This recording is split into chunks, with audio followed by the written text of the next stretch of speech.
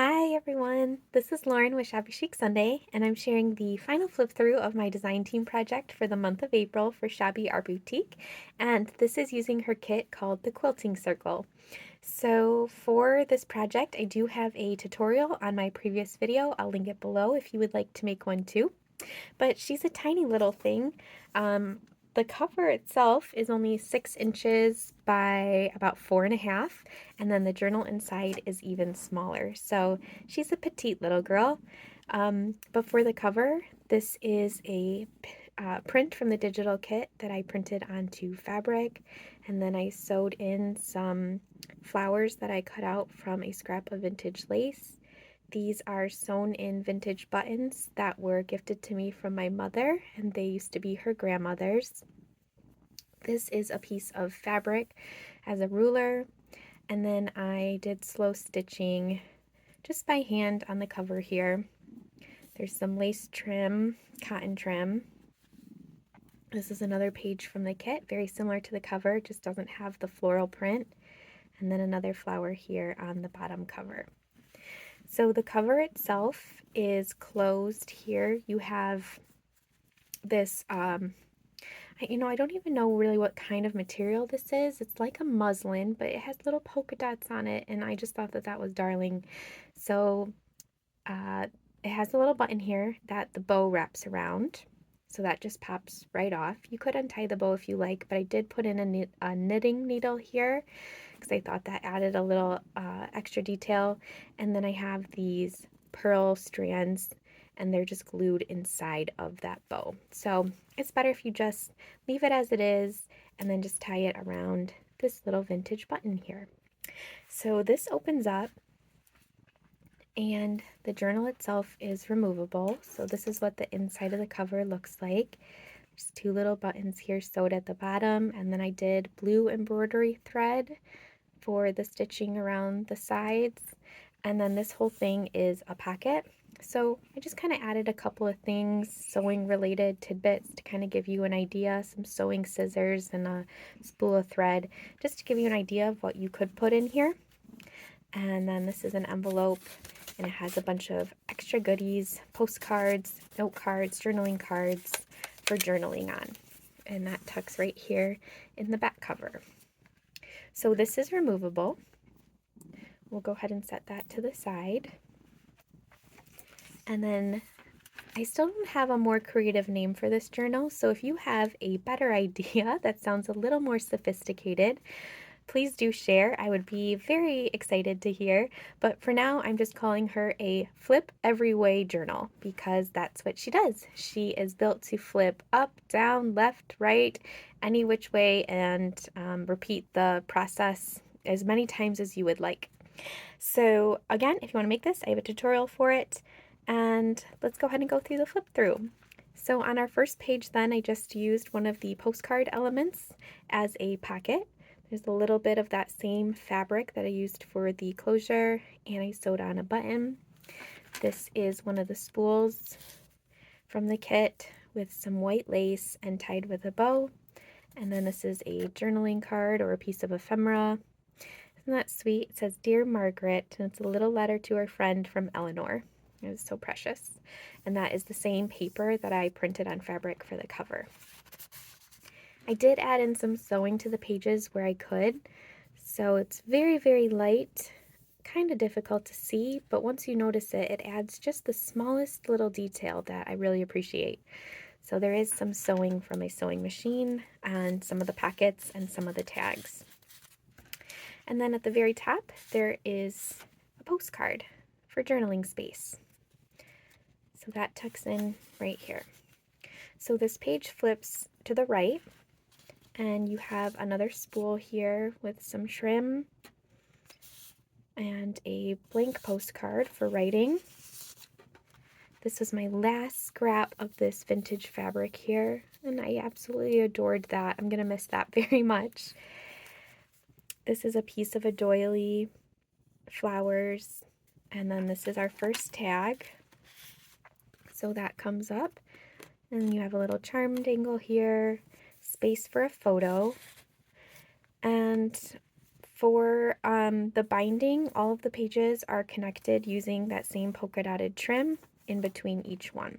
And it's been glued on the inside of the pages so that you don't see it and you have more room to work with on your actual journal pages.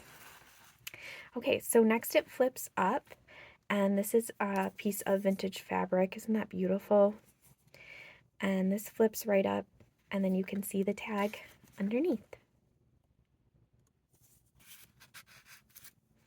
Okay, so we'll flip that back down, and another spool, and this is the same trim that we've been using.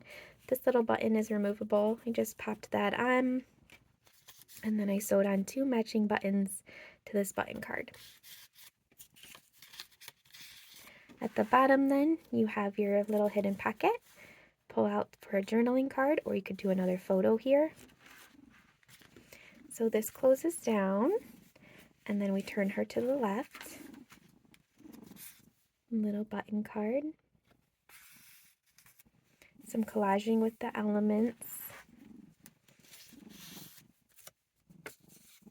A little piece of ephemera here. Another little tag, tiny little tag, it's a cute thing.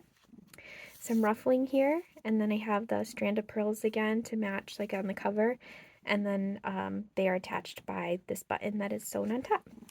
And at the top you have another journaling card. Okay, so then when we close her, let's see. Okay, then she goes down. I have to remind myself too which way she goes. It's a fun interactive surprise. Because even though I built her, I still am surprised myself sometimes which way she flips open.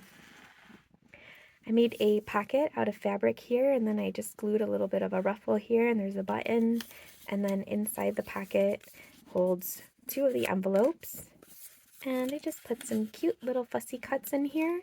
I have printed off and cut out some of the tabs from the kit, and then also some of the word slices, so that whomever gets this can do a little bit of decorating in the journal themselves.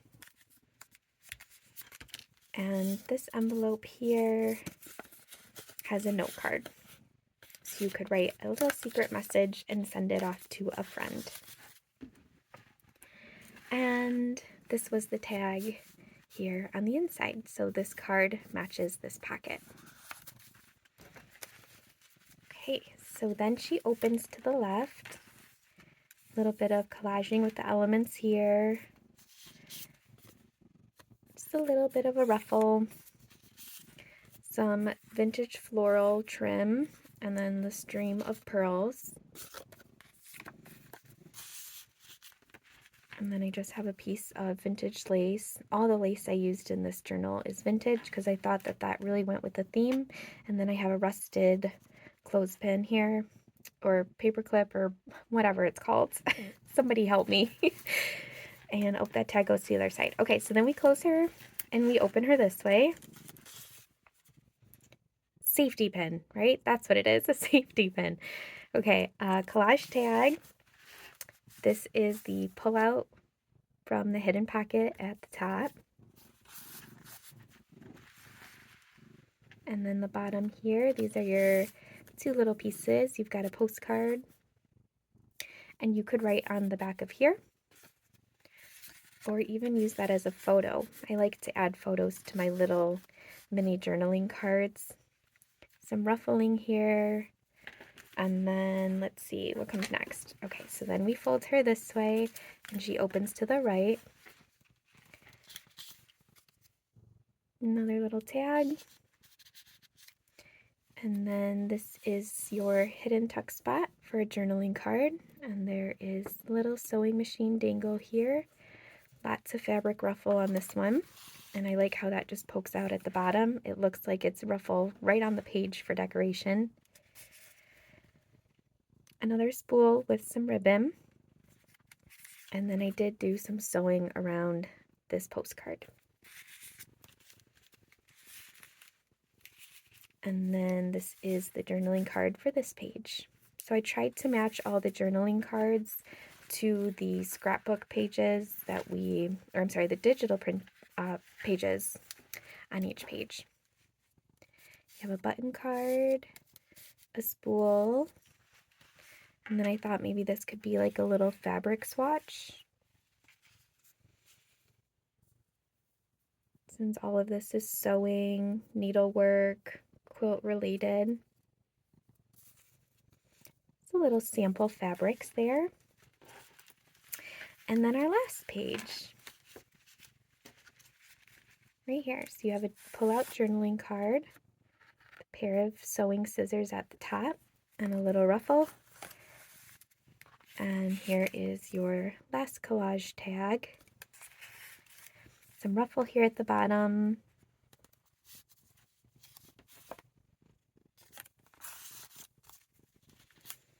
Isn't that sweet?